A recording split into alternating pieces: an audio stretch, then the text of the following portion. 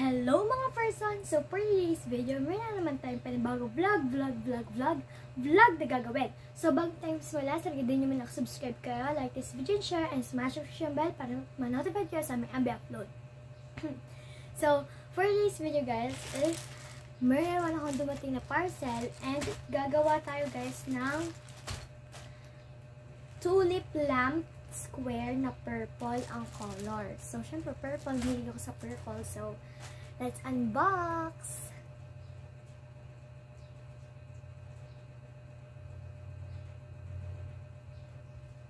Lang guys.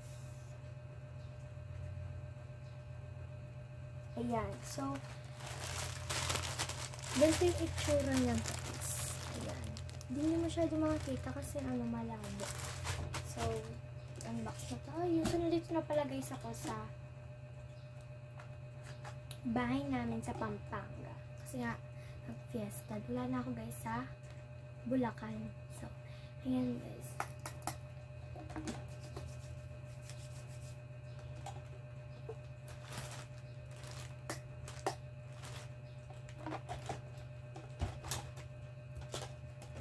Ang init guys. So, yan guys, may electric pan na. So, let's unbox tayo.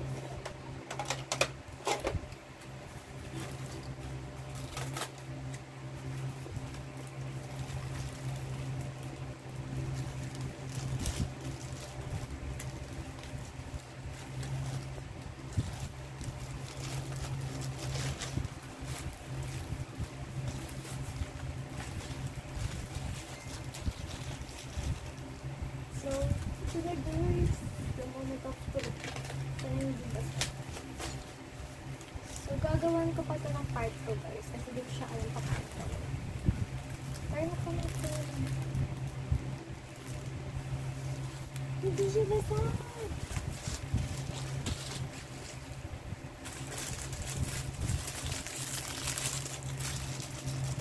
So guys, hindi siya basag. Let's see kung totoong hindi talaga basag. Hindi nga.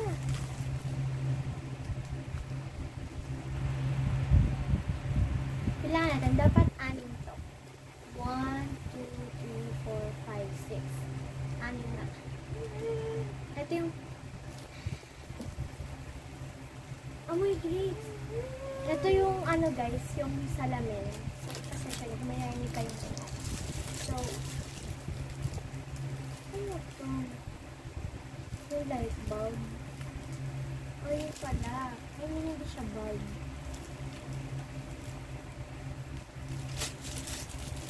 So, papakita ko sa inyo yung mga materials pa paano siya gawin. And mamaya ulit, papakita ko sa inyo yung picture guys. I mean yung video ng mga bumili ng ganito. Kung paano siya gawin. Papakita ko sa inyo. And may isa part 2 pala, papakita ko sa inyo sa part 2. Kaya punta ko sa part 2 guys. Gagawa ako ng part 2. So, let's see kung maganda pa talaga. And ito guys, yung mga sa gilid niya, kapag nabuo nyo na to, itong mirror, yung glass, ganito siya. Yan. Para siyang 3D guys. Ganun. Ganun yung ata ko. And next, ito yung guys, yung parang lock mismo. Tapos, ito, di ko alam kung ano ito eh. Ano siya, pandikit, sticker. Siguro dito din. And, ito yung mga parang dahon. Ayun, yung dahon ng tulips. Ay, huwag na ito siyang buksan guys, para mamaya. And, ito naman yung purple tulips. And ito yung free na pandikit para madikit natin yung mga tulips dito sa mismo box. I mean square. Tapos, ito naman, hindi ko nga alam kung ano dito. Hindi ko din to alam para saan. Siguro sa tulips dyan. And ito yung pinaka-ilaw niya para pag sinindin siya, diba, napakaganda doon. Tapos ito guys yung glass or mirror. Tatanggalin niyo lang to. Ayan, para And Yung parang mga laki. So, come back to part 2.